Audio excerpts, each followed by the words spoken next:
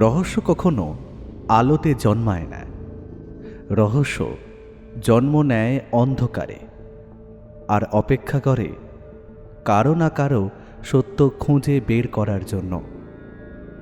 অন্ধকারে ঢাকা শহর, নীরব সাক্ষী দেয়াল, আর এমন কিছু প্রশ্ন যার উত্তর খুঁজে বের করে আনতে পারে একজনই, সত্যান্বেষী ব্যোমকেশ বক্সী। আপনিও যদি ব্যোমকেশ বক্সীর সত্যান্বেষণ ভালোবাসেন, যদি রহস্যের গন্ধ আপনার শিরায় রোমাঞ্চ নিয়ে আসে, তাহলে আপনি একদম সঠিক জায়গাতেই এসেছেন।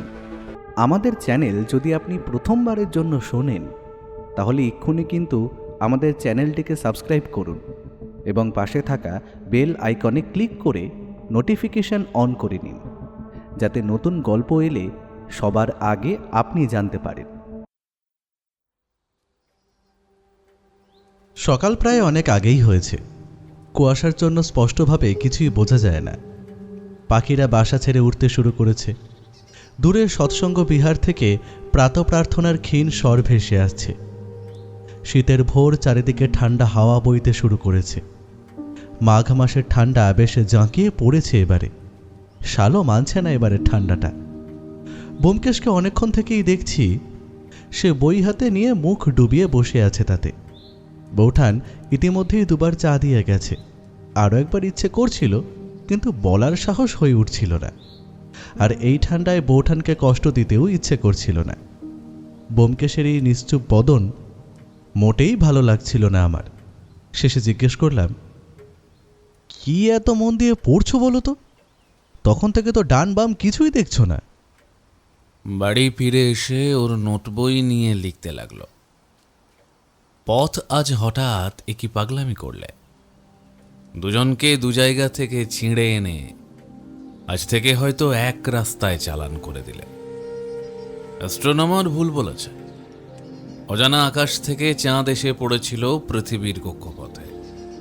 লাগলো তাদের মোটরে মোটরে ধাক্কা। সেই মরণের তাড়নার পর থেকে যুগে যুগে দুজনে একসঙ্গেই চলেছে। এর আলো ওর মুখে পড়ে, ওর আলো এর মুখে। চলার বাঁধন আর ছেড়ে না। মনের ভিতরটা বলছে, আমাদের শুরু হলো যুগল চলন। আমরা চলার সূত্রে গাঁথব ক্ষণে ক্ষণে কুড়িয়ে পাওয়া উজ্জ্বল নিমেষগুলির মালা। বাঁধা মাইনের বাঁধা খোরাকিতে ভাগ্যের দ্বারে পড়ে থাকবার জোর রইল না।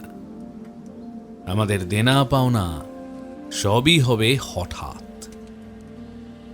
বাইরে বৃষ্টি পড়ছে। বারান্দায় ঘন ঘন পায়চারি করতে করতে অমিত মনে মনে বলে উঠল, কোথায় আছো নিবারণ চক্রবর্তী? এবার ভর করো আমার পরে, বাণী দাও, বাণী দাও। বেরোলো লম্বা সরু খাতাটা। নিবারণ চক্রবর্তী বলে গেল, পথ বেঁধে দিল বন্ধনহীন গ্রন্থি। আমরা দুজন চলতি হাওয়ার পন্থী। আমি ব্যোমকেশের পড়া মাঝপথে আটকে দিয়ে বলে উঠলাম, রঙিন নিমেষ ধুলার দুলাল, পরাণে ছড়ায় আবির গুলাল। ওড়না ওড়ায় বর্ষার মেঘে দিগঙ্গনার নৃত্য। হঠাৎ আলোর ঝলকানি লেগে ঝলমল করে চিত্ত। তুমি শেষের কবিতা পড়েছ? আমি বোঝার চেষ্টা করছি তখন থেকে। তুমি তো ডুবে গিয়েছো দেখছি।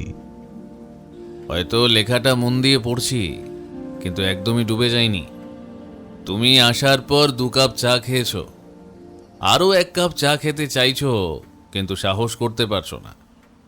রান্নাঘরের দিকে বার কয়েক তাকিয়েছ, 3 বার গায়ের শালটা ঠিক করলে, 2 বার গুনগুন করে কি যেন গাইছিলে। খবরের কাগজ একবার পড়ে সেটা রেখে কিছুক্ষণ পর আবার মুখের সামনে ধরলে। আমি সবই খেয়াল করেছি অজিত। তুমি শীতে একটু কুঁকড়ে আছো বলে চা খাওয়ার ইচ্ছেটা প্রবল হচ্ছে, কিন্তু তোমার বৌঠানের পা খসানোর শব্দ নেই বলে তুমি ডাকতে ইতস্তত করছো। আমি ব্যোমকেশের কথায় রীতিমতো অবাক হয়ে গেলাম। এত নিখুঁত পর্যবেক্ষণ! শুনছো, তোমার ঠাকুরপোকে আর এক কাপ চা দিও। ব্যোমকেশ উচ্চস্বরে বলেই উঠে দাঁড়ায়। সে কি, তুমি উঠলে যে? বাজার যাব ভাবছি, টাটকা কিছু সবজি পাওয়া যায় কিনা। তোমার বৌঠান কদিন থেকে বেশ নতুন নতুন রান্না করছে, আমারও বেশ লাগছে। শীতের সকালে বাজারে গেলে হয়তো মস্তিষ্কের জড়তাটাও কিছুটা কাটবে। চলো তবে আমিও বের হই। বৌঠান, আর চা করতে হবে না। আমিও উঠে দাঁড়িয়ে উচ্চস্বরে বলি। উমা, সে কি, কেন? আরে আমরা বাজারে যাচ্ছি, তোমাকে আর কষ্ট দিতে ইচ্ছে করলো না। এমন কথা বলো না ঠাকুরপো, কষ্ট কি? এই শোনো, তুমি কিন্তু ফুলকপি বেশি করে এনো। আর হ্যাঁ, বাজারের থলিটা দেখে নিও, ওটা আবার ফেলে এসো না গতবারের মতো। স্মিত হাসি নিয়ে বৌঠান ব্যোমকেশকে বলে। আমি আর ব্যোমকেশ বাড়ির বাইরে বেরোতেই দেখি দুজন ব্যক্তি, পরনে সাদা ধুতি পাঞ্জাবি, শালখানাও সাদা। আমাদের দুজনকে দেখে তারাও দ্রুত পা চালিয়ে এগিয়ে আসে। তারা কাছে আসতেই বয়স খানিকটা অনুমান করতে পারা যায়। একজনের বয়স ওই 30-32 হবে, আর আরেকজনের 40 পেরিয়েছে বোধ করি। দুজনেরই গায়ের গরম বেশ ফর্সা সুদর্শন। ওদের মধ্যে যার বয়স কম সেই প্রথমে বলে ওঠে। নমস্কার, আমার নাম সুদর্শন, সুদর্শন বণিক। আপনি ব্যোমকেশ বক্সী তো? আরে দেখো কাণ্ড, ছেলেটার নাম সত্যি সত্যি সুদর্শন। কথাটা ভাবতেই আমার নিজের মনেই হাসি পেল। নমস্কার, হ্যাঁ আমি ব্যোমকেশ বক্সী। আর ইনি? ব্যোমকেশ কথাটা বলেই আমার দিকে ইঙ্গিত করে। নমস্কার, আমি অজিত, অজিত বন্দ্যোপাধ্যায়। আর আমি পার্থসারথী বসু। দ্বিতীয় ব্যক্তি হাত জোর করে নিজের নামটা বলতেই এবারে আর ধরে রাখতে পারলাম না নিজেকে। মানে বুঝুন, পার্থসারথী এসেছে সুদর্শন নিয়ে। এবারে আমাদের দুজনের গলাটা না নামিয়েই দেয়। আসুন, ভেতরে আসুন না, বাইরে বেশ ঠান্ডা, ভেতরে বসে কথা বলাটাই শ্রেয়। ব্যোমকেশ তাদের ভেতরে ডাকতেই আমি পিছু পিছু ঢুকলাম। দুজনেই সামনের চেয়ারে মুখোমুখি বসে। আমি আর ব্যোমকেশও তাদের আসার কারণ শোনার অপেক্ষা করছি। সুদর্শনই প্রথমে বলতে শুরু করে। আমরা দেশপ্রেম সমাজসেবা নামক সংস্থা থেকে এসেছি। আমরা বিভিন্ন রকম সমাজসেবামূলক কাজ করে থাকি, যেমন দুস্থ মানুষদের বস্ত্র বিতরণ, চিকিৎসা পরিষেবা, সমাজে নারীদের শিক্ষা কতটা গুরুত্বপূর্ণ সেই নিয়ে কাজ করে চলেছি গত 5 বছর ধরে। বাল্যবিবাহ বন্ধ করা, এসব নিয়েও উদ্যোগ নিয়েছি। আমাদের এই সংস্থায় মোট 10 জন সদস্য রয়েছে। সমাজের বিভিন্ন ব্যবসায়ী, অর্থশালী ব্যক্তিরা আমাদের এই সংস্থাকে আর্থিকভাবে সাহায্য করে চলেছেন। সুদর্শনের কথা বলা শেষ হতেই ব্যোমকেশ বলে, বাহ, খুবই ভালো উদ্যোগ। আমি কিন্তু সত্যিই জানতাম না এমন কোনো সংস্থা আছে। সত্যিই আপনারা যা করছেন তা সাধুবাদ দিতেই হয়। আমারও কথা শুনে বেশ ভালো লাগছিল। আর আমি তাদের আসার কারণটাও কিছুটা অনুমান করতে পেরেছি। তারা হয়তো আর্থিক সাহায্যের জন্যই এসেছে। তাহলে বলুন, আমি আপনাদের কিভাবে সহযোগিতা করতে পারি? ব্যোমকেশ সহাস্যে কথাটা বলে। ব্যোমকেশের কথায় পার্থসারথী বাবু যা বলেন তাতে আমার অনুমান ভুল প্রমাণ হয়। গত পরশু খবরের কাগজে একটি মহিলার হত্যার খবর বেরিয়েছিল। একটি পাগল এক মহিলাকে খুন করেছে। আপনি কি শুনেছেন? গত পরশু মানে সোমবার? না, আসলে আমি সত্যকে নিয়ে খুবই ব্যস্ত ছিলাম। ওর আচমকাই শরীরটা খারাপ করে। আর ব্যোমকেশ কথাটা শেষ করতে না করতেই পার্থসারথী বাবু একখানা খবরের কাগজ এগিয়ে দিয়ে বলে, এটা একবার পড়ুন। ঘটনাটা ছোট হলেও এর ভেতরে কোনো বড় রহস্য লুকিয়ে আছে বলে আমাদের ধারণা। ব্যোমকেশ খবরের কাগজটা হাতে নিয়ে বলে, ও, ভেতরের পাতায় খুবই ছোট একটা খবর, সেজন্যই খেয়াল করিনি। অজিত, তুমি পড়ো তো খবরটা। ব্যোমকেশ আমার দিকে কাগজখানা এগিয়ে দেয়। আমি খবরের কাগজটা নিয়ে পড়তে শুরু করি। পাগলের হাতে মহিলা খুন। হাওড়ার জগৎবল্লভপুরে কৌশিকী নদীর ওপর একটি সেতুতে দীর্ঘদিন ধরে একটি পাগলের উপস্থিতি লক্ষ্য করা যাচ্ছিল। জানা যায় পাগলটি সন্ধ্যার পরই পথযাত্রীদের উপর আক্রমণ করত। সেই কারণেই সন্ধ্যার পর খুব একটা লোকজন যাতায়াত করত না। ওপারে যাওয়ার জন্য নৌকোকেই বেছে নিয়েছে বাসিন্দারা। কিন্তু গত রাতে ঘটে যায় এক মর্মান্তিক ঘটনা। এক মহিলার বুকে ছুরি মেরে কুপিয়ে খুন করে সেই পাগল। মহিলার পরিচয় এখনো জানা যায়নি। পাগলটিকে পুলিশ থানায় নিয়ে যায়।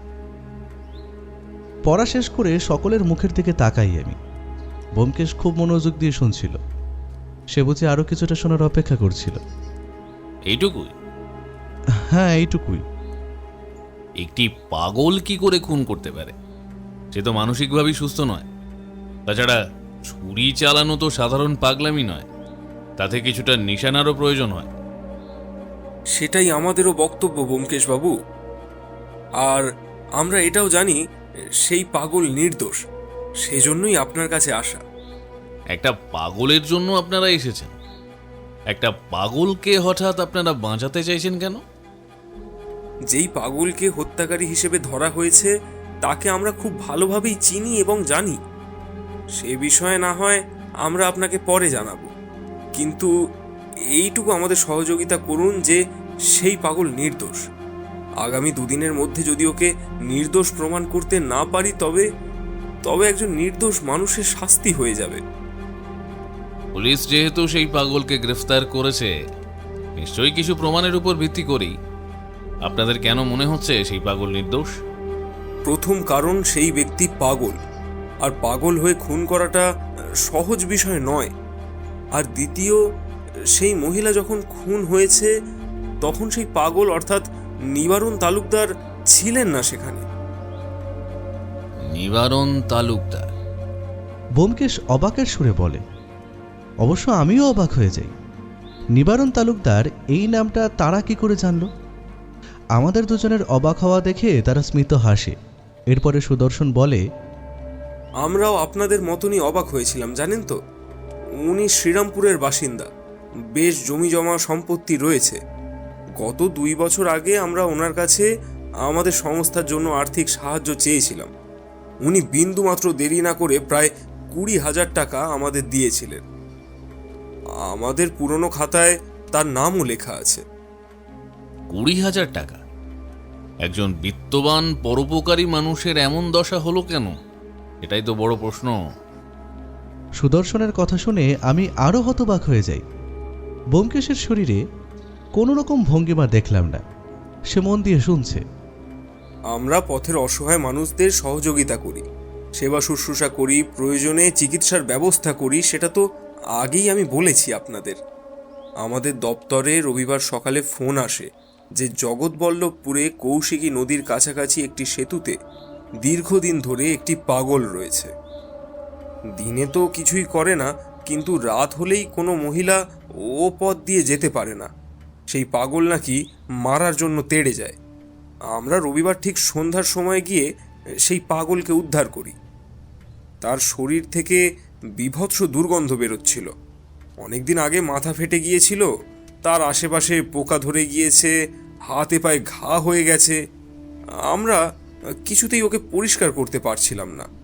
ও রাতেই বেশি উন্মাদ হয়ে যায়, তাই ঘুমের ওষুধ দিয়ে ঘুম পাড়িয়ে দিই। রাত যখন 1টা বাজে তখনও ওকে যেই ঘরে রাখা হয়েছিল সেখানে গিয়ে দেখি ও ঘুমোচ্ছে, কিন্তু সকালে উঠে দেখি নেই। খবরের কাগজ পড়ে জানতে পারি যে ও আবার সেই সেতুতে গিয়ে নিজের জায়গাতেই ছিল, আর এই মহিলার খুনের হত্যার দায় ওর ঘাড়ে এসে পড়ে। সুদর্শন কথাগুলো বলেই দীর্ঘশ্বাস ছাড়ে। ব্যোমকেশ এতক্ষণ ধরে কথাগুলো শুনে কিছু একটা ভাবতে থাকে, কোনো উত্তর দেয় না। ব্যোমকেশ বাবু, কি ভাবছেন আপনি? আমরা অনেক আশা নিয়ে আপনার কাছে এসেছি। আপনারা যা বললেন সেটাই শুরু থেকে ভাবছি। আচ্ছা, আপনাদের কেন মনে হচ্ছে যে ওই পাগল মানে নিবারণ তালুকদার খুনি নয়? সে তো পালিয়ে নিজের জায়গায় গিয়েছিল। পুলিশের কথা মতন মহিলার খুন হয়েছেন মধ্যরাত্রি, অর্থাৎ রাত্রি 1টা থেকে 2টোর মধ্যে। কিন্তু এই একটার সময় আমাদের আশ্রমেই তো ছিল তিনি। আর কৌশিকী নদীর সেই সেতু আমাদের আশ্রম থেকে 1 ঘন্টার হাঁটা পথ। মাঝরাত্রে পথ চিনে নিজের জায়গায় ফিরে গিয়ে খুন করা, সেটা আমাদের তো অসম্ভব বলেই মনে হচ্ছে। তাছাড়াও তো ঘুমের ওষুধের ঘোর ছিল। সেই অবস্থার অতটা পথ যাওয়া কি সম্ভব? কিন্তু একজন পাগলকে বাঁচিয়ে আপনাদের কি লাভ? দেখুন ব্যোমকেশবাবু, লাভের কথা চিন্তা করলে তো এই সমাজ সেবাতে আর নাবদামি না। আজ পর্যন্ত প্রচুর অসুস্থ দুস্থ মানুষের বিনামূল্যে চিকিৎসা করার ব্যবস্থা করে দিয়েছি। আর তাছাড়া আজ যেই মানুষটা পাগল, সে সুস্থ থাকার সময় অনেক সহযোগিতা করেছিলেন, কিন্তু আজ তার এমন অবস্থা দেখে আমরা যদি এইটুকু না করতে পারি। আপনারা কি করে বুঝলেন উনি নিবারণ তালুকদারই? আর পুলিশ ধরে নিয়ে যাওয়ার দুদিন পরই বা এলেন যে? আরও আগে এলেন না কেন?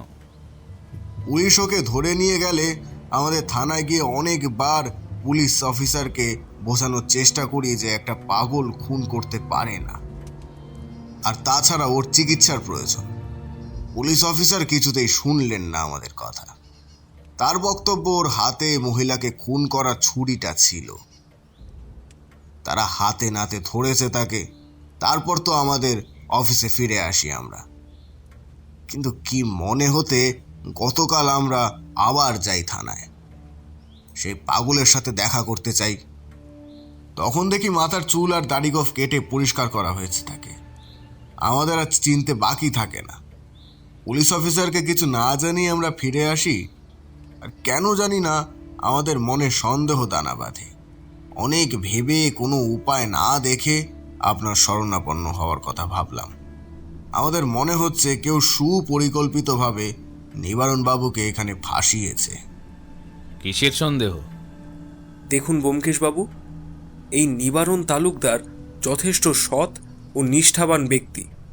যেই মানুষটা গত 2 বছর আগেও সুস্থ ছিলেন, তার এই অবস্থা সত্যি মেনে নেওয়া যায় না। আমরা আপনাকে সব বলবো।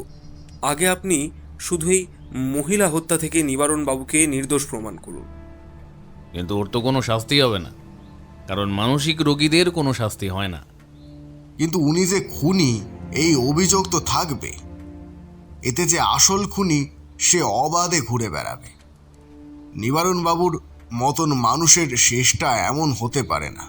প্লিজ ব্যোমকেশবাবু, নিবারণবাবু নির্দোষ প্রমাণিত হলে আরও অনেক কিছু তথ্য বেরিয়ে আসবে, আমাদের বিশ্বাস আছে। সম্ভবত এই খুনের আড়ালে ওনার বিষয় সম্পত্তি হাতিয়ে নেওয়ার কোনো কারসাজি থাকতে পারে। ঠিক আছে, আজ বিকেলে আমরা জগৎবল্লভপুর থানায় যাব, দেখছি কি করতে পারি। আপনি আপনার পারিশ্রমিক নিয়ে ভাববেন না, আমরা যথাসাধ্য আপনাকে দেব। সুদর্শন শুকনো গলায় বলে। ব্যোমকেশকে দেখলাম সুদর্শনের কথায় শুধু স্মিত হাসল, কোনো উত্তর সে দেয় না। আমারও কেমন যেন অদ্ভুত লাগলো।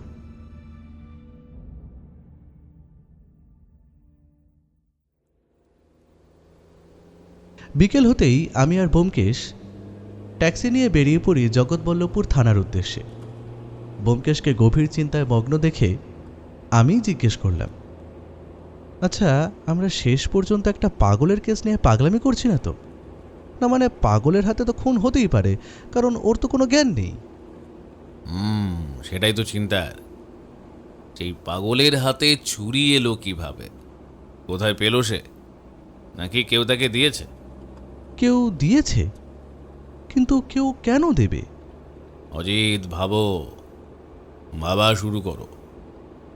সুদর্শন আর পার্থসারথী বলছে ওই পাগল আসলে নিবারণ তালুকদার, একজন জমিদারই বলা চলে।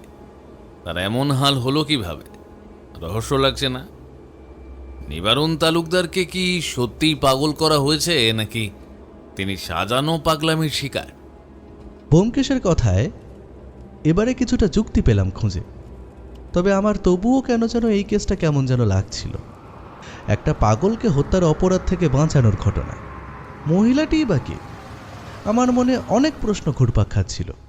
যাই হোক, ট্যাক্সি থানার সামনে গিয়ে থামে।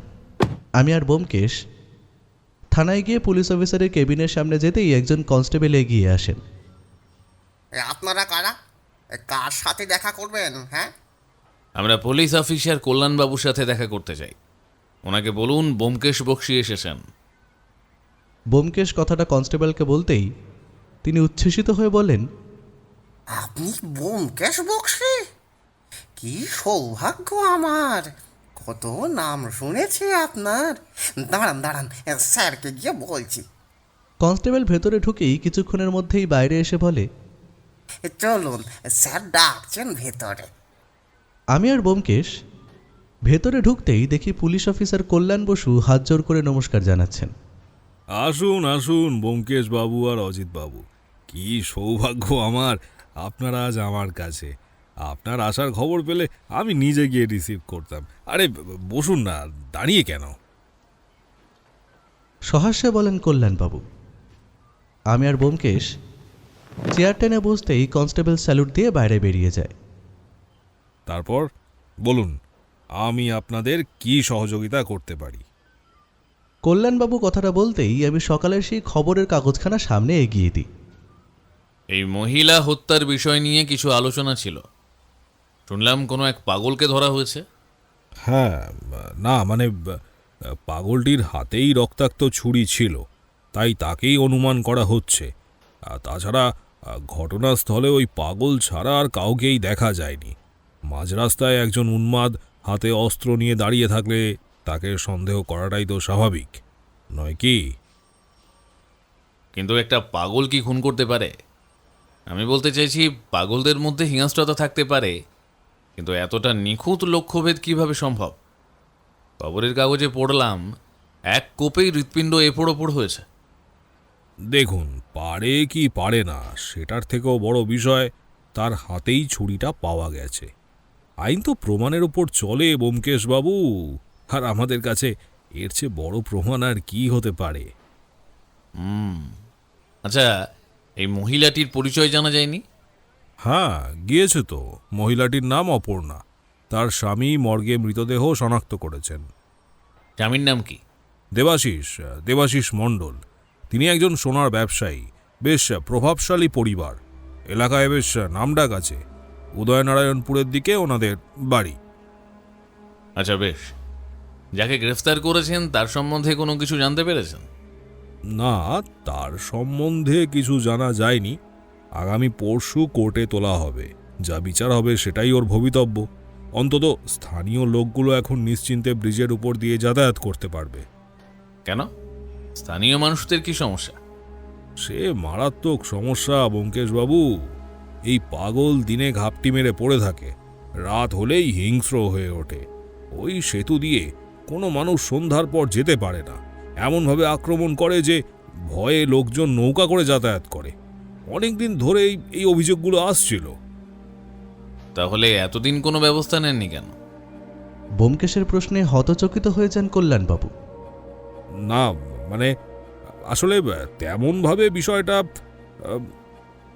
তিনি কি বলবেন বুঝতে পারছিলেন না। কপালের ঘাম রুমাল দিয়ে মুছে পকেটে রাখেন। আমাদের দৃষ্টি এড়ায়নি যদিও। কল্যাণবাবু যে কিছু লুকোতে চাইছেন তা ওনার অঙ্গভঙ্গিতে বেশ স্পষ্ট বোঝা যাচ্ছিল। আমি আর ব্যোমকেশ বেশ কিছুক্ষণ পুলিশ অফিসারের ঘরে সময় নষ্ট না করে নিবারণ তালুকদারকে কোথায় রাখা হয়েছে সেখানে যাই। যদিও কল্যাণবাবু আমাদের সাথেই ছিলেন, ও কল্যাণবাবুকে আর বেশি প্রশ্ন করে না, শুধু যেই মহিলা খুন হয়েছে তার ঠিকানাটা নিয়ে নেয়। আশা করছি ও এরপরেই সেই মহিলার বাড়িতে নিশ্চয়ই যাবে। আমরা নিবারণবাবুকে যেখানে রাখা হয়েছে সেখানে গিয়ে তো হতভম্ব হয়ে যাই। আর 5টা আসামের মতনই নিবারণবাবুকেও হাজতের ভেতরেই রাখা হয়েছে, যদিও ভেতরে সে একাই একদম নিশ্চুপ হয়ে বসে আছে। শরীরের বিভিন্ন জায়গার ক্ষতগুলো কিছুটা আন্দাজ করা যাচ্ছে দূর থেকে। হাজতের স্যাঁতস্যাঁতে মেঝেতে তিনি জড়সড় হয়ে বসে আছেন। চোখে মুখে কোনো অভিব্যক্তি নেই, যেন এক পাথরের মূর্তি।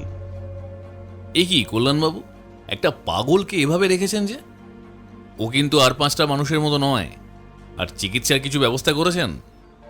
না মানে ব্যোমকেশবাবু, এই পাগলের চিকিৎসার ভার তো আমার নয়।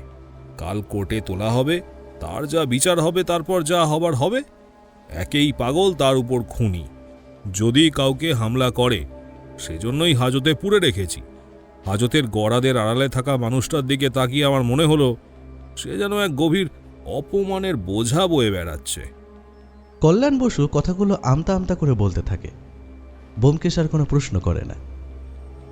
হাজতের গড়াদের আড়ালে থাকা মানুষটার দিকে তাকিয়ে আমার মনে হলো সে যেন এক গভীর অপমানের বোঝা বয়ে বেড়াচ্ছে।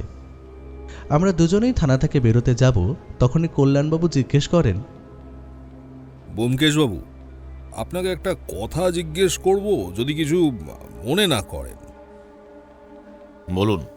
আপনি এই যে মহিলার খুনের রহস্য নিয়ে তদন্তে নেমেছেন বুঝতে পারছি, কিন্তু কল্যাণবাবু কথাটা শেষ করতে পারে না, তার আগেই ব্যোমকেশ থামিয়ে দেয়। ভুল করছেন। আমি মহিলার খুনের রহস্যের থেকেও বেশি এই পাগল যে নির্দোষ সেটা প্রমাণ করার তদন্তে নেমেছি। মানে এই পাগলের হয়ে আপনি তদন্তে নেমেছেন? মানে একটা খুনি পাগলকে বাঁচাতে চাইছেন? একজন প্রতিষ্ঠিত সত্যসন্ধানী হয়ে আপনি কি শেষ পর্যন্ত এই রাস্তার জঞ্জালের হয়ে লড়াই করবেন?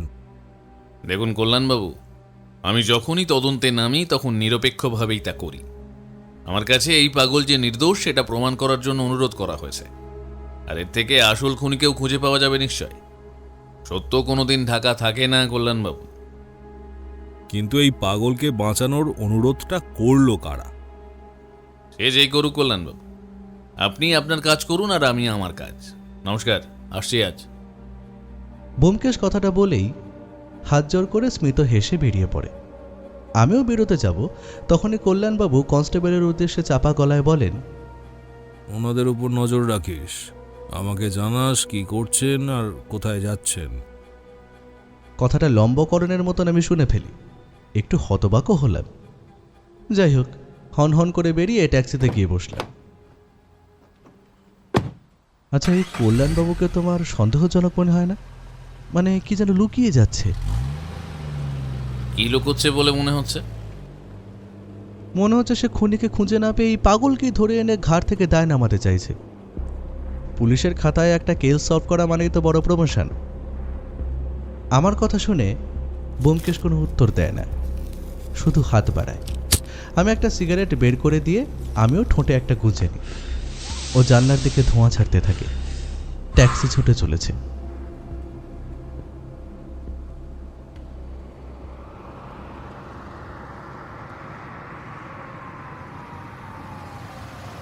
ট্যাক্সি গিয়ে থামে উদয়নারায়ণপুরে বেশ বড়সড় একটা দোতলা বাড়ির সামনে। সামনেটায় বেশ বড় বাগান রয়েছে। একটা দামি কালো রঙের অ্যাম্বাসাডার গাড়িও রয়েছে। বাইরের সদর দরজা খোলা দেখে আমরাও ঢুকে গেলাম। ঘরে ঢোকার দরজাটাও খোলা। ও দরজায় হাত দিতেই শব্দ করে বলে ওঠে, আসতে পারি? আমাদের দেখে একজন বৃদ্ধ মহিলা এগিয়ে আসেন। আসুন, কিন্তু আপনাদের তো ঠিক। নমস্কার, আমি ব্যোমকেশ বক্সী। ব্যোমকেশ হাত জোর করে বলে, আর আমিও বলি, নমস্কার, আমি অজিত বন্দ্যোপাধ্যায়। নমস্কার, কিন্তু আপনাদের তো ঠিক চিনতে পারছি না। আমরা ভেতরে ঢুকেই দেখি সামনেটা বেশ বড় বৈঠক ঘর, বেশ দামি আসবাবপত্র সব। দেওয়ালের একদিকে বড় একটা মহিলার ছবিতে টাটকা রজনীগন্ধার মালা ঝুলছে, নিচে জ্বলন্ত প্রদীপ আর ধূপ। আমাদের আর বুঝতে বাকি থাকে না এই তাহলে অপর্ণা দেবী। বেশ সুন্দরী দেখতে। মাথার চুল বিনুনি করে সামনে এক হাতে ধরে রেখেছে। শরীরে গয়নাও বেশ আছে তা বোঝা যাচ্ছে। হবে নাই বা কেন, স্বামী গয়নার ব্যবসায়ী বলে কথা। ছবিটার দিকে তাকিয়ে মনে হচ্ছিল অপর্ণা দেবী যেন নির্বাক দৃষ্টিতে আমাদের কিছু বলতে চাইছেন। আপনি অপর্ণা দেবীর? আমি অপর্ণার শাশুড়ি মা। ও আচ্ছা, আমার অপর্ণা দেবীর বিষয়ে কিছু জিজ্ঞাসাবাদ ছিল, কারণ এই খুনের বিষয়ে আমরা তদন্ত করছি। কিন্তু আমরা তো তদন্ত করার বিষয়ে কিছু জানি না। পুলিশ তো অপরাধীকে ধরেছে। আচমকাই কেউ একজন ধীর গলায় বলে ওঠে। আমি আর ব্যোমকেশ তাকিয়ে দেখি একজন বেশ সুউচ্চ সুদর্শন পুরুষ সিঁড়ি দিয়ে নিচে নেমে আসে। দেবাশিস বাবুর বয়স খুব একটা বেশি নয়, প্রায় 40 হবে। চোখে সোনার ফ্রেমের চশমা, হাতে দামি ঘড়ি, গলায় সোনার হার, পরনে শার্ট আর প্যান্ট। সামনে আসতেই লক্ষ্য করি চোখের কোণে জল ছলছল করছে। আপনি? ও আমার ছেলে, অপর্ণার স্বামী দেবাশিস। ও আচ্ছা, নমস্কার। আপনারা বসুন না। ব্যোমকেশ আর আমি বসতেই দেবাশিস অঝরে কাঁদতে শুরু করে। দেবাশিসবাবুর কান্না দেখে সত্যিই বড্ড মায়া হচ্ছিল। আমি অপর্ণাকে খুব ভালোবাসি। ও আমার জীবন ছিল। ওকে ছাড়া আমি কিভাবে বাঁচবো জানি না। এমন এমন কি দোষ করেছিল যার জন্য ওকে ওকে এভাবে প্রাণ হারাতে হলো। আমি আমি আমি ভাবতে পারছি না যে অপর্ণা নেই। আমি বুঝতে পারছি দেবাশিস বাবু আপনার মনের কষ্টটা, কিন্তু যা হবার তা তো হয়ে গেছেই। আমি শুধু আপনাকে কয়েকটা কথা জিজ্ঞেস করতে চাই। বলুন। পুলিশ অফিসার কল্যাণবাবু বলছিলেন যে অপর্ণা দেবী রাত ঠিক 12টা থেকে 1টার সময় খুন হয়েছেন, কিন্তু এত রাতে একা তিনি কোথায় গিয়েছিলেন এটা জানেন কি? আমি কিচ্ছু জানি না। আমি ব্যবসার সূত্রে বাইরে ছিলাম। অপর্ণার খুনের ঘটনা শুনেই আমি বাড়ি ফিরে আসি। আচ্ছা, আপনি তো বাড়িতে ছিলেন, আপনি জানেন না অপর্ণা দেবী এত রাতে কোথায় গিয়েছিলেন? ব্যোমকেশ এবারে দেবাশিসের মাকে প্রশ্ন করে। না মানে আমি তো রাতে ঘুমের ওষুধ খেয়ে ঘুমোই রাত 8টাতেই। তাই অপর্ণা কি করে কোথায় যায় কিছুই জানি না। আচ্ছা, অপর্ণা যে খুন হয়েছে সেটা আপনারা জানলেন কিভাবে? কে প্রথম খবর দিয়েছে আপনাদের? আসলে সকাল থেকে খুঁজে পাচ্ছিলাম না, তখনই থানায় যাই আর জানতে পারি যে এমন একটা মৃতদেহ পাওয়া গেছে। তারপরই আপনি দেবাশিস বাবুকে টেলিফোন করেছিলেন? হ্যাঁ, আর রাতারাতি সে চলে আসে। কোথায় ছিল দেবাশিস বাবু? আশ্চর্য তো, আপনি কি দেবাশিসকে সন্দেহ করছেন নাকি? এত প্রশ্ন করছেন যে। আমার ছেলের শোকের সময় এই জেরা আমাদের ওপর একটা বড় আঘাত। না ঠিক আছে। ব্যোমকেশ আর কোনো প্রশ্ন করে না। তবে দেবাশিসের জন্য সত্যিই কষ্ট হচ্ছিল। সে আমাদের সামনে থেকে উঠে গিয়ে অপর্ণার ছবির সামনে দাঁড়িয়ে কাঁদতে থাকে আর বলতে থাকে, তুই তুই তুই এভাবে আমাকে একা ছেড়ে চলে গেলে কেন অপর্ণা? ফিরে এসো আমার কাছে, ফিরে এসো অপর্ণা, ফিরে এসো। আমি যে তোমাকে খুব ভালোবাসি। ফিরে এসো অপর্ণা, ফিরে এসো। আচ্ছা, বাড়িতে আপনারা আর কে কে থাকেন? আমি, অপর্ণা আর ভোলা নামের চাকর, সে রাতে থাকে, আর শিবানী নামের একটি মেয়ে, সে দিনে এসে বাড়ির সব কাজকর্ম করে। আর এখন দেবাশিস আছে। শাড়ির আঁচলে চোখ মুছেন তিনি। ভোলা আর শিবানী কোথায় থাকে? পাশের গ্রামেই থাকে। ভোলা রাত 9টায় আসবে। ঠিক আছে, আমরা আসছি এখন। ব্যোমকেশ কথাটা বলেই উঠে দাঁড়ায়। তখনই দেবাশিস জিজ্ঞেস করে, আমরা তো অপর্ণার মৃত্যুটা মেনে নিয়েছি, আর অপরাধীও ধরা পড়েছে। তারপরেও কিসের জন্য তদন্ত হচ্ছে ঠিক বুঝতে পারছি না। পুলিশ কি অন্য কিছু সন্দেহ করছে?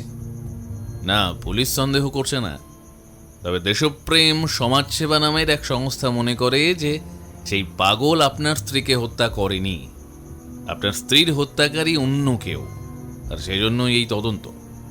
সত্য যে কোনো সময় এক মোড় থেকে অন্য মোড়ে ঘুরে যায় দেবাশিস বাবু। কি বলছেন? মানে হত্যাকারী অন্য কেউ? কিছু জানতে পেরেছেন এখনো? সেই পাগলকে তো কিছু জিজ্ঞেস করতে পারবো না, কিন্তু খুনি যদি অন্য কেউ হয় তাহলে আমি জানতে চাই কেন সে অপর্ণাকে মেরেছে। কেন? কি চাই তারা? কি চাই তার? আমি যা চাইতো তাই দিয়ে দিতাম, কিন্তু অপর্ণাকে তো আর আমি আর পাবো না। কথাটা বলেই দেবাশিস কাঁদতে থাকে। নিজেকে সামলান দেবাশিস, আমরা চেষ্টা করছি আসল হত্যাকারীকে খুঁজে বের করা। আজ আসছি। ব্যোমকেশ দেবাশিসের কাঁধে হাত রেখে বলে, আমরা দুজনে যখন বেরোতে যাব তখনই ঠিক দেবাশিসের বয়সী একজন ব্যক্তি প্রবেশ করে। পরনে বিদেশি স্যুট প্যান্ট টাই, একটা বিদেশি ভাব রয়েছে শরীরে, মুখে চুরুট। তার হাবভাব দেখে মনে হলো তিনি এ বাড়ির বেশ ঘনিষ্ঠ। দেবাশিস, তুই আবার ওইভাবে কাঁদছিস? এভাবে কাঁদলে তুই অসুস্থ হয়ে পড়বি। ও অলোক, দেবাশিসের বন্ধু, কাজের সূত্রে হাওড়ায় এসেছে কয়েকদিন আগে। ও আচ্ছা, ঠিক আছে, আমরা আসছি তবে। আমরা দুজনেই তখন দেবাশিসের বাড়ি থেকে বেরিয়ে আসি। সময় তখন প্রায় সন্ধে 7:30। শীতকাল, তাই সন্ধে 7:30তেই চারিদিকে গভীর রাত নেমে এসেছে মনে হচ্ছে। অজিত, তুমি বাড়ি ফিরে যাও, আজ আমার বাড়ি ফেরা হবে না। ব্যোমকেশ সিগারেটের ধোঁয়া ছেড়ে বলে, মানে আমি একা যাব? তুমি এখন কোথায় থাকবে? এদিকে তোমার পরিচিত কেউ আছে নাকি? পরিচিত কেউ নেই ঠিকই, কিন্তু আজ রাতে বাড়ি ফিরলে হবে না। তুমি ফিরে যাও, তোমার বউঠান একা আছে বাড়িতে, তার খেয়াল রেখো। হঠাৎ তোমার এমন চিন্তা ভাবনার তো আমি কোনো কারণ খুঁজে পাচ্ছি না। একই শীতের রাত, তার উপর অচেনা জায়গা। রাত পেরোলেই আরেকটা দিন আমার কাছে অজিত। তাহলে আর কি, তুমি তো শুনবেই না। তুমি কাল সকাল 9টার মধ্যে থানায় চলে এসো, তারপর তোমাকে নিয়েই বাকি কাজটা সেরে ফেলবো। ঠিক আছে প্রভু, যথা আজ্ঞা। আমি ব্যোমকেশের উদ্দেশ্যে হাত জোর করে বলি, আমাকে সামনের যেই চৌরাস্তার মোড় আছে সেখানে নামিয়ে দিন। মানে তুমি এখানে কোথায় যাবে? চারিদিকে অন্ধকার, আমার তো খুব চিন্তা হচ্ছে। ওহে অজিত ভাইয়া, শীতকাল, সন্ধ্যা 7:45 বাজে, চারিদিক তো অন্ধকার হবেই। আমার চিন্তা করো না, এই যে আমার ব্যাগে সব কিছু আছে। ব্যোমকেশ ওর ব্যাগটা নিয়ে ট্যাক্সি থেকে নেমে যায়। সাবধানে থেকো, আমি কাল 9টার মধ্যে চলে আসব। মনে অনেক উৎকণ্ঠা নিয়ে ট্যাক্সি নিয়ে বাড়িতে ফিরি। সারা রাত আমার ঘুম হয় না এই ভেবে যে না জানি ব্যোমকেশ সারা রাত এই শীতে কোথায় থাকবে, কি খাবে। বারবার মনে হচ্ছিল এই হাড় কাঁপানো শীতে গড়িয়ার ওই নির্জন রাস্তায় ব্যোমকেশ একা কি করছে। কুয়াশার ভেতর দিয়ে ট্যাক্সি যখন আমায় নিয়ে ফিরছিল, তখন মনে হচ্ছিল প্রতিটি ল্যাম্পপোস্টের ছায়া যেন এক একটা রহস্য। বৌঠানকে বলেছি ও আমার বন্ধুর বাড়িতে আজ থাকবে। বন্ধুর বাড়িতে টেলিফোন নেই, তাই রাতে কথা বলতে পারবে না। কিন্তু একা একা এভাবে ব্যোমকেশকে ছেড়ে দেওয়াটা আমার ঠিক হয়নি। ওর কিছু হয়ে গেলে নিজেকে ক্ষমা করতে পারবো না। সারা রাত বিছানার এপাশ ওপাশ করতে করতে কখন ঘুমিয়ে পড়েছি তা মনে নেই। ঘুম ভাঙতেই তড়িঘড়ি তৈরি হয়ে বৌঠানকে জানিয়ে বেরিয়ে পড়ি। ঘড়িতে তখন সকাল 8টা বাজে। প্রায় ঘন্টা দেড়েক লাগবে ট্যাক্সিতে, কিন্তু ব্যোমকেশ নিশ্চয়ই চিন্তায় থাকবে। 7-5 ভাবতে ভাবতেই সকাল 9:25 থানার সামনে গিয়ে হাজির হই। আমাকে দেখেই ব্যোমকেশ ট্যাক্সিতে এসে বসে। দেরি করলে যে, কখন থেকে অপেক্ষা করছি। আরে আসলে ঘুম ভাঙছিল না, সারা রাত তোমার জন্য চিন্তা হচ্ছিল। ভোরের দিকে ঘুমিয়েছি, তাই তো দেরি হলো। তা এখন কোথায় যাচ্ছি? মর্গে। মানে মর্গে। পুলিশ অপর্ণা দেবীর মৃতদেহ যেই হাসপাতালে পাঠিয়েছিল সেখানে, তাই সেখানকার ডাক্তারের সাথে কথা বলতে হবে। কাল রাতে কিছু নতুন তথ্য এসেছে, এগুলো মিলিয়ে দেখতে হবে। ও আচ্ছা, কাল সারা রাত কোথায় ছিলে? এসব কথা পরে হবে অজিত, আগে রহস্যের উদ্ধার করি। দাদা, তাড়াতাড়ি চলুন।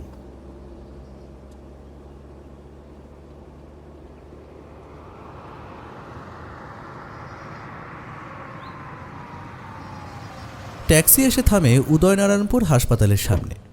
আমি আর ব্যোমকেশ হাসপাতালের ভেতরে গিয়ে ঢুকি।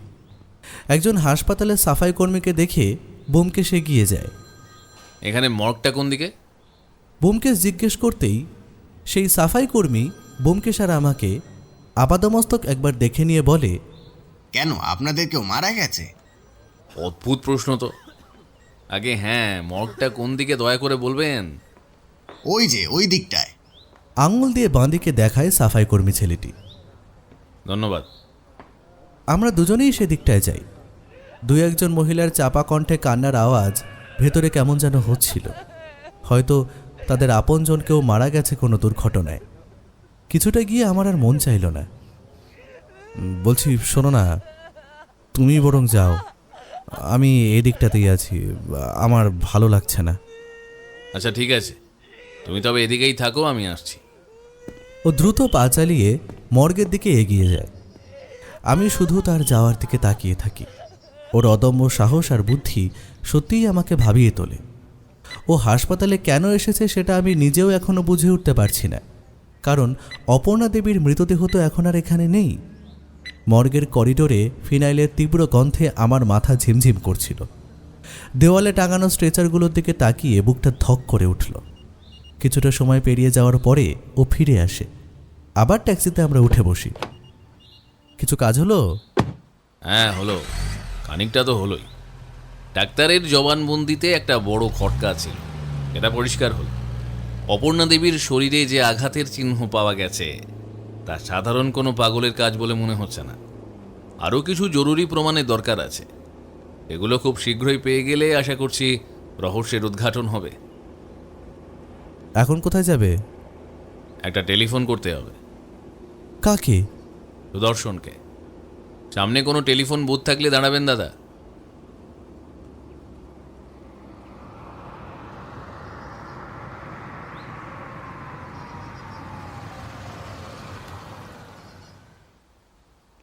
ও টেলিফোন বুথে গিয়ে কারোর সাথে দীর্ঘক্ষণ কথা বলে, তারপর ফিরে আসে। কি কথা হলো ওর সাথে? আর একটু সবুর করো অজিত, এখনই সব বললে মজা পাবে না তো। তবুও একটু কিছু বলো। আর একটু সবুর করো অজিত। সুদর্শনকে বলেছিলাম নিবারণ বাবুর হারানো দিনের কিছু খবর জোগাড় করতে। শ্রীরামপুরের সেই পুরনো জমিদারি আমলের কোনো শত্রু আছে কিনা দেখা দরকার। কি বলল সুদর্শন? দাদা, আমরা এখন কৌশিকী নদীর ওপর যেই সেতু আছে সেখানে যাব, যেখানে গত রবিবার রাতে খুন হয়েছিল। তুমি তবে কিছুই বলবে না এখন? সবুর অজিত, সবুর। পাগলামি আর মৃত্যু দুটোর পেছনেই কিন্তু টাকার গন্ধ পাওয়া যাচ্ছে।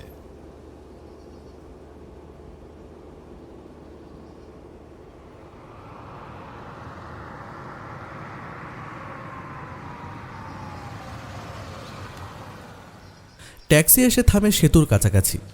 ও সেতুটাকে ভালো করে দেখতে থাকে। সেই পাগলটা যেখানে বসে থাকতো সেখানে অনেক ছেঁড়া কাপড়, কাগজের ছেঁড়া বাক্স এখনও পড়ে আছে। ব্যোমকেশ সেগুলো ভালো করে পর্যবেক্ষণ করতে শুরু করে। আর ঠিক তখনই এক ঝাঁক বিদ্যালয়ের ছাত্রী সেতু দিয়ে হাঁটতে হাঁটতে যায়। ওদের মধ্যেই বলতে থাকে একে অপরকে, এই জানিস, এখানে যে পাগলটা ছিল তাকে পুলিশে ধরে নিয়ে গেছে। এখন আর ভয় নেই, এখন সন্ধ্যা হলেও এদিক দিয়ে আমরা যাতায়াত করতে পারবো। হ্যাঁ ঠিক বলেছিস, এই দিক দিয়ে আমরা যেতেই পারতাম। ভালো হয়েছে পাগলটাকে ধরেছে। ব্যোমকেশ ওদেরকে থামিয়ে জিজ্ঞেস করে, তোমরা এমন কেন বলছো? এখানে যেই পাগলটা ছিল সে কি তোমাদের বিরক্ত করতো? করতো তো, সন্ধ্যার পর এদিক দিয়ে কেউ গেলেই তাকে মারার জন্য তাড়া করতো, অথচ দিনে এখানেই পড়ে থাকতো। তাই রাতে যে কেউ একা এদিকটা দিয়ে যায় না, অনেকজন থাকলে তবে সাহস করে যায় হয়তো। আচ্ছা, অনেক ধন্যবাদ। সবাই চলে যায়।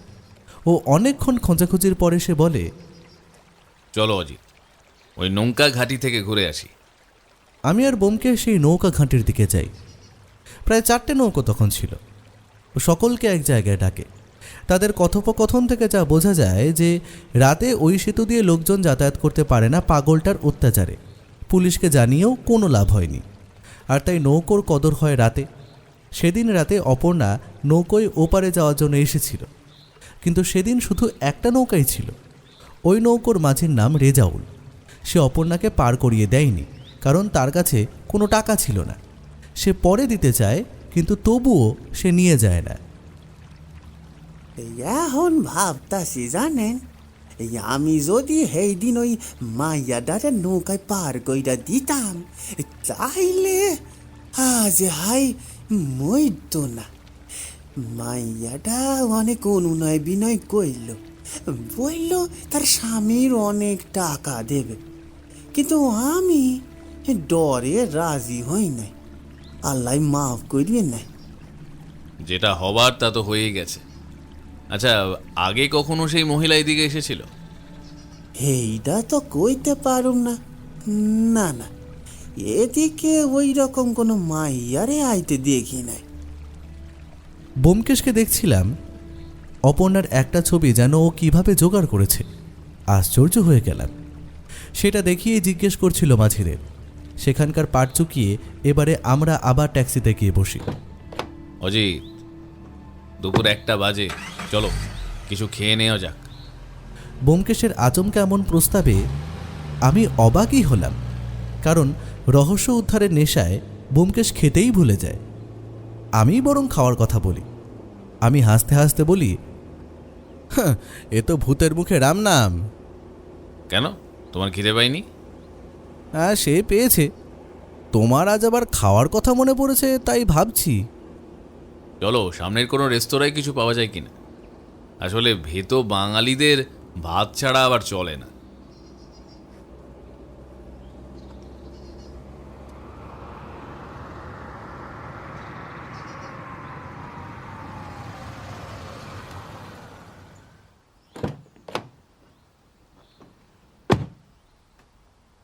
আমি আর ব্যোমকেশ দুজনেই কাছাকাছি রেস্তোরাঁয় গিয়ে বসি।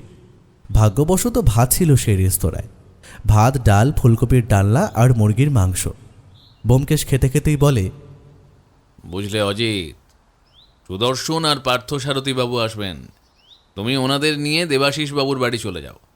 আমি আর একটা ছোট্ট কাজ ছেড়ে আসছি। মানে তুমি কোথাও হাওয়া হয়ে যাবে? হ্যাঁ, তা নইলে রহস্যভেদ হবে কিভাবে?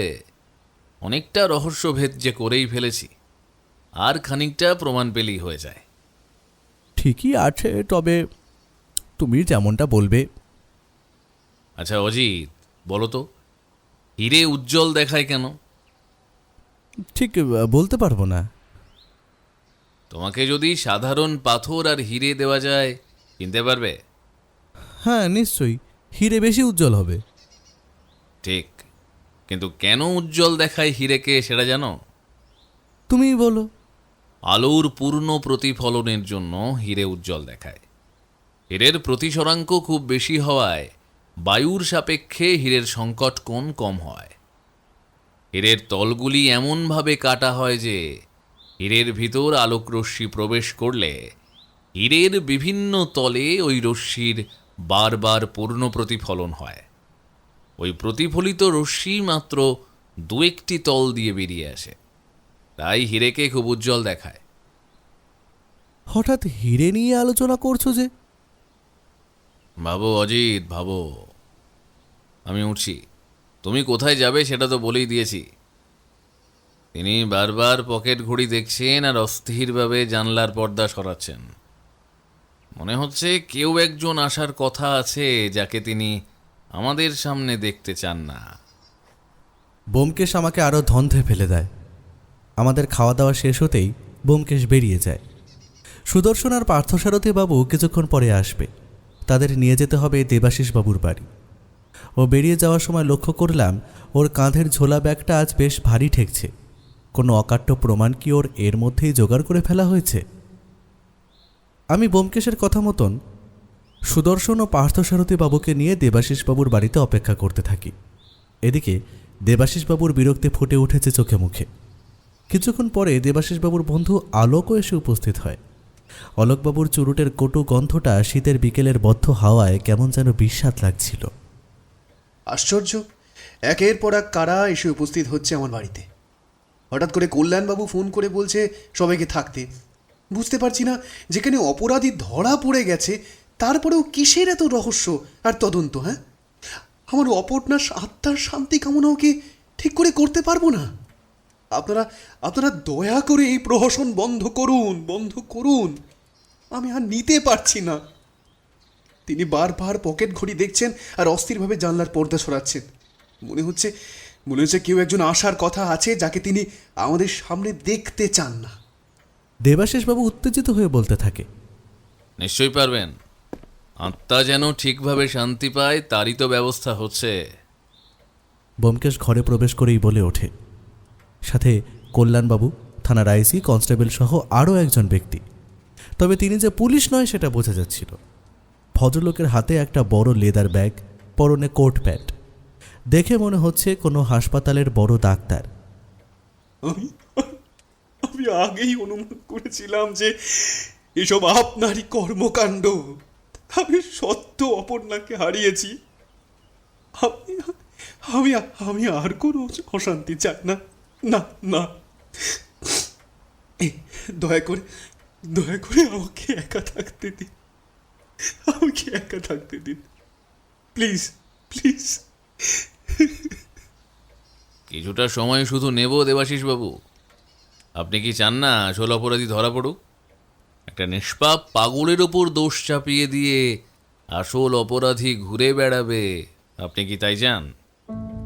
দেবাশিস বাবু, আপনার ডান হাতের অনামিকার আংটিটি কোথায়?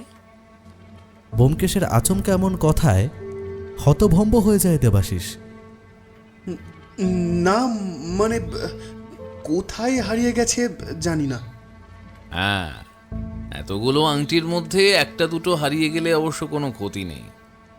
বিশেষ করে যদি সেই আংটিটি কোনো মৃতদেহের আশেপাশে পড়ে থাকে, তবে তো সেটা পকেটে ঢোকানোই বুদ্ধিমানের কাজ। কল্যাণবাবু, আপনি শুরু থেকে ঘটনাটা বলুন একবার। হ্যাঁ বলছি, গত সোমবার ভোরে থানায় টেলিফোন আসে যে কৌশিকী নদীর সেতুতে একটা মহিলার মৃতদেহ পাওয়া গেছে।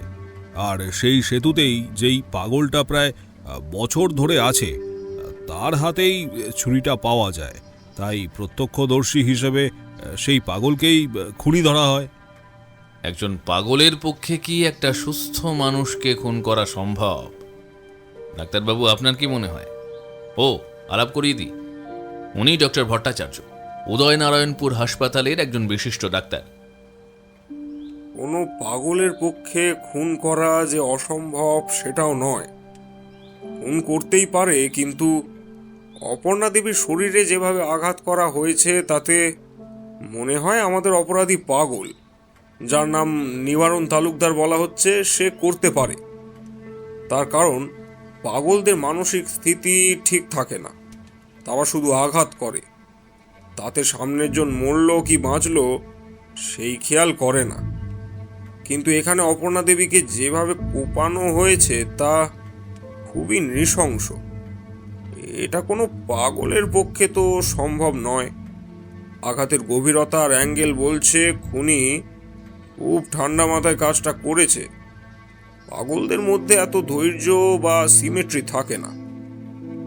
কোনটা ঠিক কখন হয়েছে বলে অনুমান করা যায়? রাত 12টা থেকে রাত 1টা কি 2টোর মধ্যে। ঠিক আছে, ধন্যবাদ ডক্টর ভট্টাচার্য। সুদর্শন, বলো, তোমার কি মনে হয় এটা শুনে?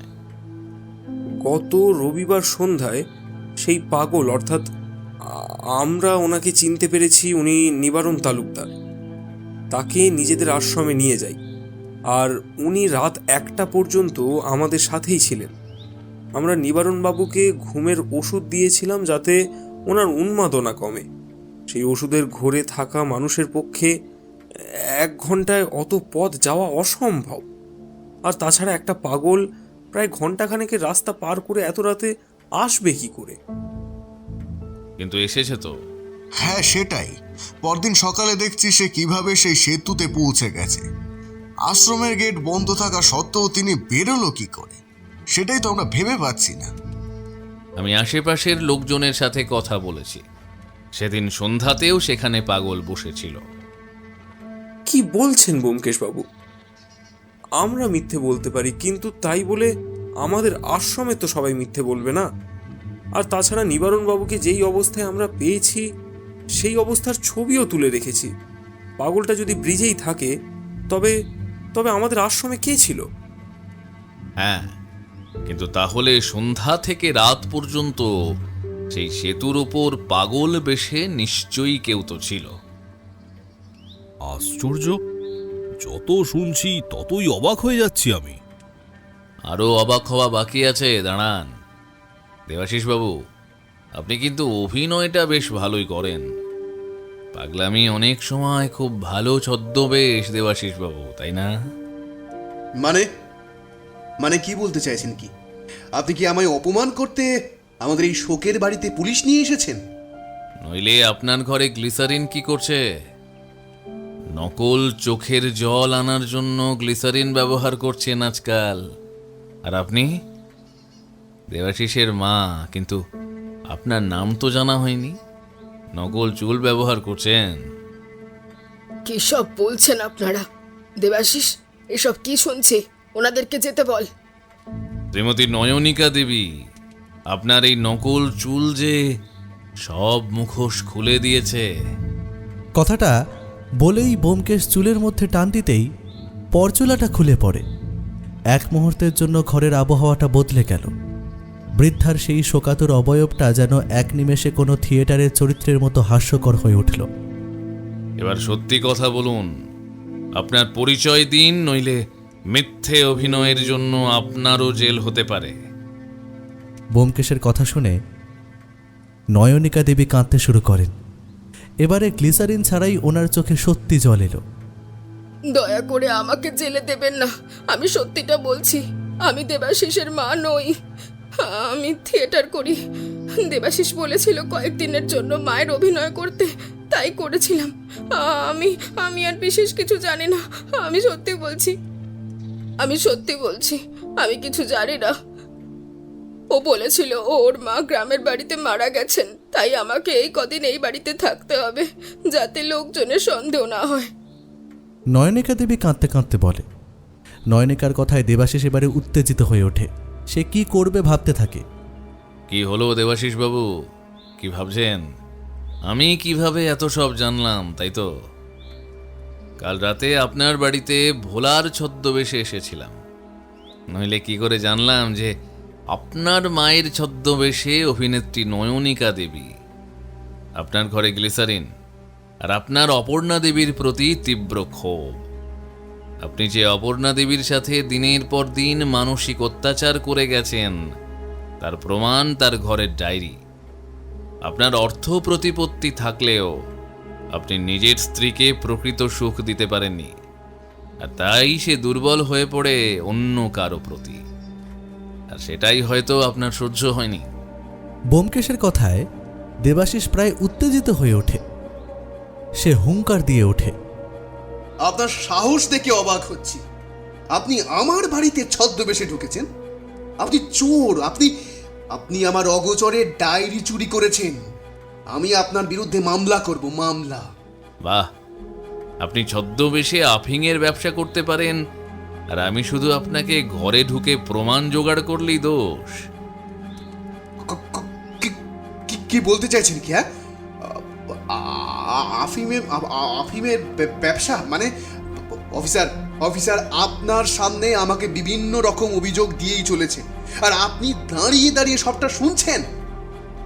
শান্ত হন দেবাশিস বাবু, এখনো তো উনি প্রমাণ করেননি। আমরা সবাই আসল ঘটনাটা জানতে চাই। ব্যোমকেশ বাবু, আপনি যে সমস্ত কথা বলছেন তার প্রমাণ দিতে পারবেন? প্রমাণ তো আপনারা খুঁজে বের করবেন, আমি শুধু আসল সত্যিটা সবার সামনে আনতে চাইছি। আমি গতকাল যখন এই বাড়িতে ঢুকি তখন দেখি অপর্ণা দেবীর ছবির সামনে সদ্য জ্বলন্ত ধূপ আর প্রদীপ। এমন মনে হচ্ছিল যেন আমরা ঢুকবো বলেই তখন সেগুলো জ্বালানো হলো। তাড়াতাড়ি করে রজনীগন্ধার মালাটা ছবিতে পরাতে গিয়ে উল্টো করে পরিয়েছেন। দেখুন দেখুন আপনারা, আজও সেই মালা সরানো হয়নি। প্রদীপ আর ধূপদানি পড়ে আছে এক কোণায়, দেখুন। এটা আমার যাওয়ার কিছুক্ষণ পরই বোধহয় হয়েছে। এছাড়াও আমি নয়নিকা দেবীর পরচুলার ভেতরে আসল চুল গতকালই খেয়াল করেছিলাম, আর দেবাশিস বাবুর ডান হাতের অনামিকায় আংটিটি না থাকায় আঙুলের সেই জায়গাটা সাদা হয়ে থাকায় আমার অন্যরকম মনে হলো। তাই কাল আমি ভোলার সহযোগিতায় ওর ছদ্মবেশে বাড়িতে ঢুকি। রাতে নয়নিকা দেবীর ঘরে যখন খাবার দিতে যাব তখনই তিনি টেলিফোনে কাউকে বলছিলেন, আর তো মাত্র কয়টা দিন, দেবাশিসের কাছ থেকে পাওনা বুঝে নিয়ে আমি বিদায় নেব এই শুনশান গুহা থেকে। আর এখানে দেবাশিস কেন এসেছে আমাকে সেটা ঠিক করে বলেইনি, শুধু বলেছে ওর মায়ের অভিনয় করতে। আর এখানে এসে দেখছি ওর বউকে কেউ খুন করেছে, কিন্তু আমার কি কাজ সেটাই তো বুঝতে পারছি না। যাই হোক, আমি আমার পাওনা বুঝে নিলেই হলো। কি নয়নিকা দেবী, মনে পড়েছে? ব্যোমকেশের কথা শুনে নয়নিকা দেবী প্রথমে চুপ করে থাকেন। দেখুন ব্যোমকেশ বাবু, আমি একজন থিয়েটার অভিনেত্রী, টাকার জন্য কাজ করি। আমি এই খুনের বিষয়ে সত্যি কিচ্ছু জানি না, শুধু দেবাশিস যেভাবে বলতে বলেছে কথা আমি সেভাবেই বলেছি। কিন্তু নয়নিকা দেবী, আপনার তো দেবাশিস বাবুর সম্বন্ধে জানা উচিত ছিল। আমি তো দেবাশিসকে ভালো মানুষ হিসেবেই জানি, ও প্রায়ই আমার থিয়েটার দেখতে আসে। দেবাশিস বাবুকে আর কি কিভাবে জানেন? দেবাশিস বাবু খুবই শৌখিন মানুষ। সব সময় সব থেকে সেরা আর দামি জিনিসগুলো ওনার নিজের করার একটা অভ্যেস আছে। দামি গাড়ি, দামি পোশাক। নয়নিকা কথাটা বলতে বলতেই বোমকেশ থামিয়ে দেয়। আর দামি গয়না, সোনা, হিরে, এমনকি সব থেকে সুন্দরী মেয়েও। মানে? আমি বলছি, দেবাশিস বাবুর এই একটা অভ্যাস রয়েছে যে সব থেকে ভালো, সব থেকে সুন্দর, সব থেকে দামি জিনিসটাই তার চাই। আর তাই দেবাশিস তার কলেজের সব থেকে সুন্দরী মেয়েকেও বিয়ে করে। আমি বর্তমানের বিভিন্ন স্বর্ণ ব্যবসায়ীদের যোগাযোগ করে জানতে পারি যে দেবাশিসের সোনার ব্যবসা ততটাও জনপ্রিয় নয়। সে বড় একটি স্বর্ণ ব্যবসায়ীর গয়না বানানোর কারখানার সাধারণ একজন কর্মচারী, আর সেটাও কর্ণাটকে। তাহলে এত প্রতিপত্তি আর সম্পত্তি কিভাবে করলো দেবাশিস? সেই তদন্ত করতে চাইলে সেই কৌশিকী নদীর ওপর যেই সেতু আছে তার আশেপাশে ঘন জঙ্গল, সেখানেই এক পরিত্যক্ত একটি পুরনো বাড়ি আছে। এখানে গেলেই বুঝতে পারতেন, তবে এখন আর কিছু পাবেন বলে মনে হয় না। দেবাশিস বাবুর ঘরে খুঁজে পেলেও পেতে পারেন। মানে কি খুঁজে পাবার কথা বলছেন? বোমকেশের কথা শুনে কল্যাণবাবু বলেন, আফিম। দেবাশিস বাবু গোপনে আফিংয়ের ব্যবসা করতেন, আর সেই ব্যবসাকে ঠিকভাবে যেন করতে পারেন তাই তিনি ওই পাগল অর্থাৎ নিবারণ তালুকদারকে রাতে আফিং দিতেন, আর যে কারণে রাতে সে হয়ে উঠত হিংস্র। এতে সেদিকের পথ কেউ মারাতো না। ডক্টর ভট্টাচার্য নিবারণ বাবুকে পরীক্ষা নিরীক্ষা করেছেন, আর সেটাই ওনার বক্তব্য। পাগলটা আসলে দেবাশিসের ল্যাবরেটরির গিনিপিগ ছিল। ওকে হিংস্র করে রেখে নিজের পাচারের রাস্তা পরিষ্কার রাখতেন দেবাশিস বাবু। বোমকেশের কথাগুলো শোনা মাত্রই দেবাশিস ঘর ছেড়ে বেরিয়ে যেতে চায়, কিন্তু কনস্টেবল ও পুলিশ তাকে ঘিরে ফেলে। তার কপালে বিন্দু বিন্দু ঘাম জমছে। সে বারবার নিজের হাতের তালু ঘষছে।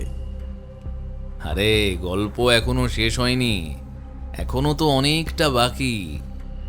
এরপর শিবানীর কাছে জানতে পারি যে অপর্ণার জন্মদিনে গত বছর একটি দামি হিরে গয়না উপহার দিয়েছিল, কিন্তু এতে সকলের সামনে কিছু না বললেও পরে দুজনের মধ্যে খুব ঝামেলা হয়। কারণ অপর্ণা সাধারণ পরিবারের মেয়ে, এ শুধু তার স্বামীর কাছে ভালোবাসা, সম্মান আর সময় চেয়েছিল, কিন্তু দেবাশিসের টাকার নেশা তাকে মারাত্মক করে তুলেছিল। আর এতেই ধীরে ধীরে অপর্ণা আর দেবাশিসের সম্পর্কে ছেদ পড়তে শুরু করে। অপর্ণা একাই বাড়িতে দিনের পর দিন কাটাতে থাকে।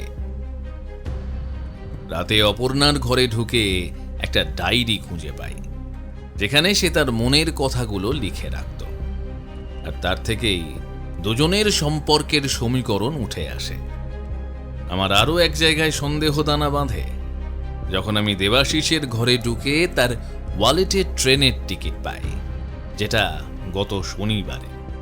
তার মানে দেবাশিস রবিবার রাতে এই জগৎবল্লভপুরেই ছিল, আর সেটাও পাগলের বেশে।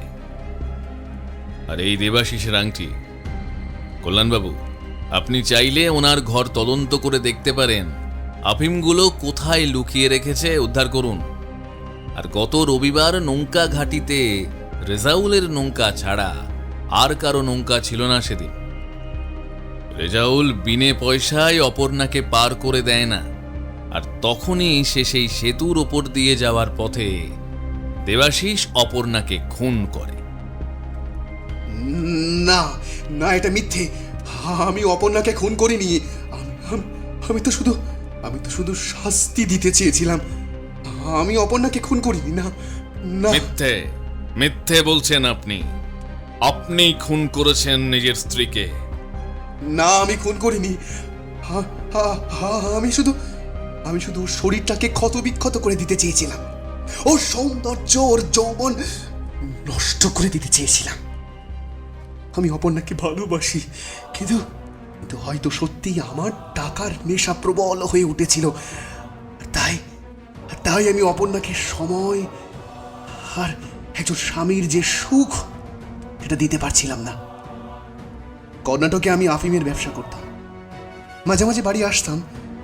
সকলের সামনে আমি ছিলাম স্বর্ণ ব্যবসায়ী। গত বছর অপর্ণার জন্মদিনে বাজারের সব থেকে দামি হীরের হার আমি উপহার দিয়েছিলাম, কিন্তু কিন্তু ও তাতে খুশি নয়, তার শুধু সময় চাই। আমি কর্ণাটকে থাকতেই আমার কাছে মাঝে মাঝেই টেলিফোন আসতো। অপর্ণার অন্য কারোর সাথে সম্পর্ক আছে, সে প্রতিদিন কারোর সাথে গিয়ে রাত কাটায়। প্রথমে আমি বিশ্বাস করিনি। আমাকে আমাকে একদিন রাতে আবার সেই অজ্ঞাত ব্যক্তি টেলিফোন করে জানায় যে রবিবারেও তার স্ত্রী তার প্রেমিকের সাথে দেখা করতে যাবে। বারবার বারবার এই কথা শোনার পর অপর্ণাকে পরীক্ষার জন্য রবিবার সকালেই আমি ওকে না জানিয়ে ফিরে আসি। আমি ওর বাড়ি থেকে বের হওয়ার অপেক্ষা করছিলাম। ঠিক ঠিক দুপুরে ও বাড়ি থেকে বেরিয়ে সেতু পেরিয়ে ট্যাক্সি নিয়ে বেরিয়ে যায়। বাড়ির এখান থেকে ট্যাক্সি পাওয়া যায় না। সারাদিন পেরিয়ে গেলেও অপর্ণা আর ফেরে না। আমি সেতুর কাছাকাছি পুরো বাড়িটা থেকে খেয়াল করি। ঠিক বিকেলে দুজন এসে সেই পাগলকে তুলে নিয়ে যাচ্ছে। আমার মাথায় বুদ্ধি খেলে গেল। আমি পাগলের ছদ্মবেশে অপেক্ষা করতে থাকলাম অপর্ণার ফেরার। কিন্তু সন্ধ্যা পেরিয়ে রাত হয়ে গেলেও অপর্ণা ফেরে না। অগত্যা এবারে নদী পথই উপায়, কারণ রাতে এদিকে অপর্ণা একা আসবে না, আর রাতে সেই পথে ট্যাক্সিও পাবে না। আমি নদীঘাটে গিয়ে বসে রইলাম। ইচ্ছে ছিল একসাথে নদী পেরিয়ে গিয়ে অপর্ণাকে শিক্ষা দেব, কিন্তু খেয়াল করলাম নৌকার মাঝি ওকে নিয়ে যেতে রাজি হলো না।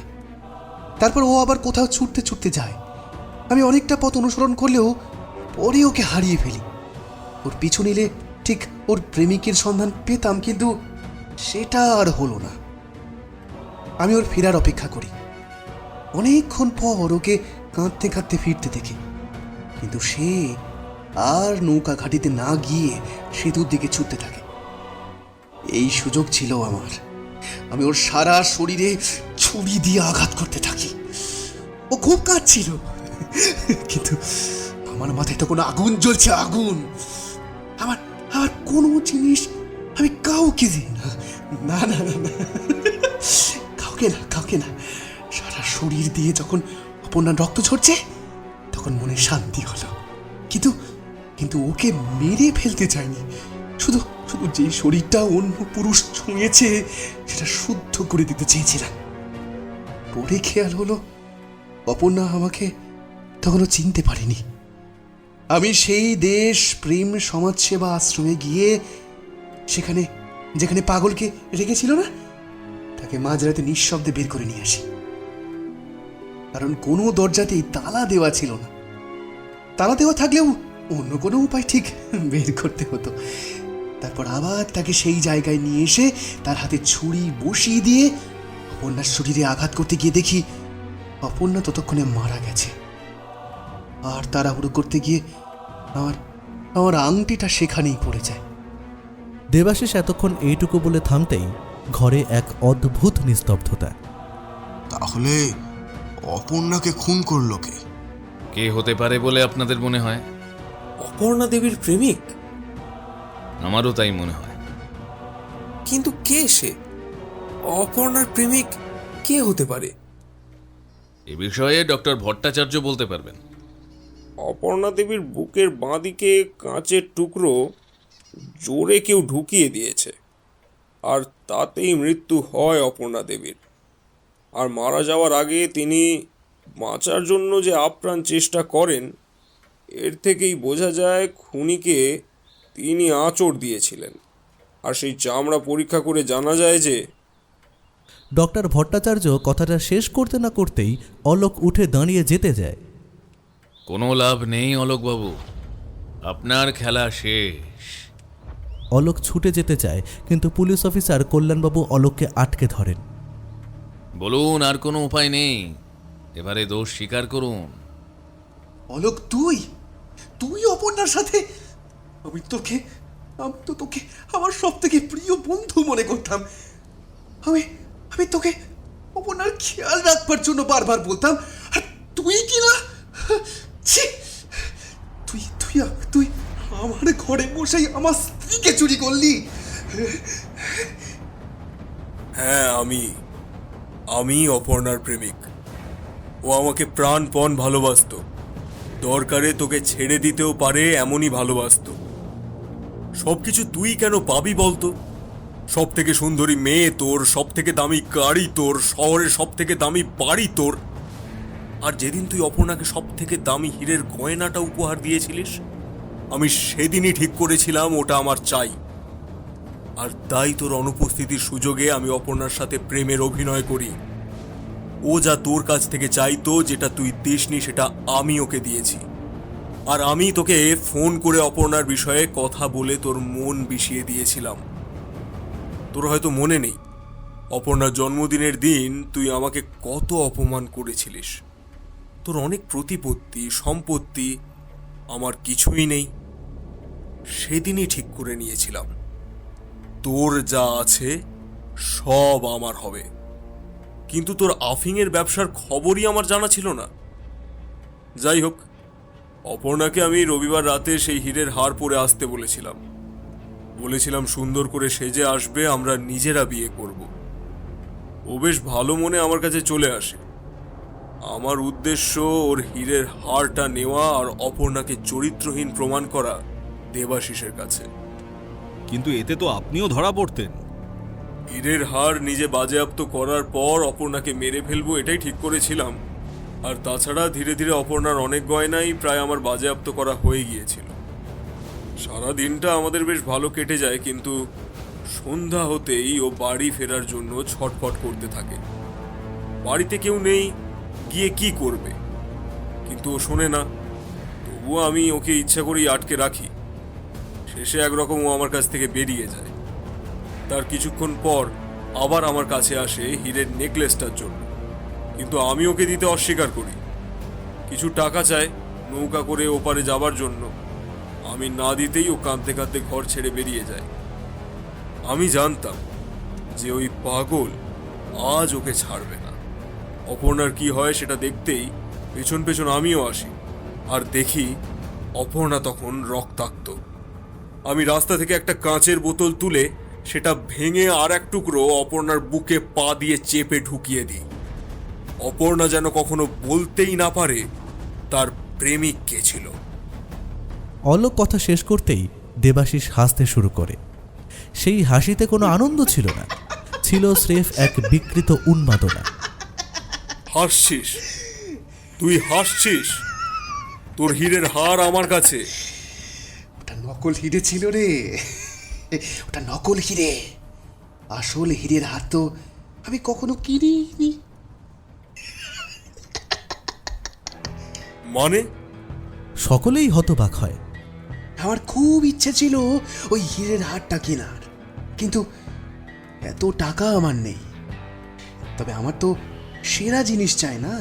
আমি ঠিক ওই রকমই নকল হার বানিয়ে অপর্ণাকে দিই। আমি চোরকে উপহার দিতে পারি, কিন্তু সেরা জিনিসটা কাউকে দিতে পারি না। আমি যখন অপর্ণার ঘরে ঢুকি তখন তার সেই হাড়ের বাক্সটা খালি পড়ে থাকতে দেখি। ওটা হাতে নিতেই ছোট্ট একটা টুকরো দেখি। সেটা জহুরির কাছে নিয়ে গেলে বলে যে এটা নকল। আর আমার বুঝতে বাকি থাকে না যে সেই হার চুরি গেছে আসল ভেবে। আর আসল হার তো যেদিন বাজার উদ্বোধন হয় সেদিনই দেশের সব থেকে বড় ব্যবসায়ী তার স্ত্রীকে উপহার দেয়। এই যে গত বছরের সেই খবরের কাগজের অংশ, যেটা আমি আজ সকালে খবরের কাগজের দপ্তর থেকে অনেক কষ্টে উদ্ধার করেছি। তার মানে আমি অহেতুক? ঠিক তাই। হিংসার লোভের বশে আপনিও পাগল হয়ে গিয়েছিলেন। আশা করি কল্যাণবাবু আসল অপরাধীদের চিনতে পেরেছেন। আর হ্যাঁ, অপর্ণার নখে কোনো চামড়ার টুকরো ছিল না। থাকলেও সেটা কার বোঝা মুশকিল। আপনি অহেতুক ভয় পেয়ে গিয়েছিলেন। সত্য সন্ধানীর চালে আপনি নিজেই ধরা দিলেন অলোকবাবু। ব্যোমকেশ কথাটা বলেই স্মিত হাসে। ঘরের বাতাস যেন এক নিমেষে হালকা হয়ে গেল। কিন্তু পাপের গন্ধটা রয়েই গেল। অনেক ধন্যবাদ ব্যোমকেশবাবু। নিবারণবাবুর সততার দাম পেয়েছে।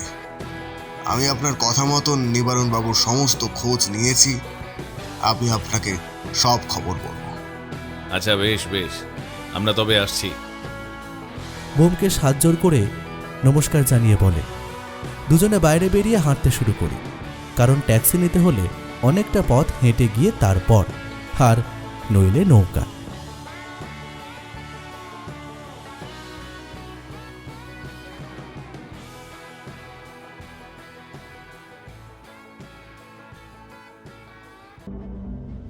সব রহস্যের সমাধান হয় না, কিছু রহস্য বেঁচে থাকে পরবর্তী গল্পের জন্য।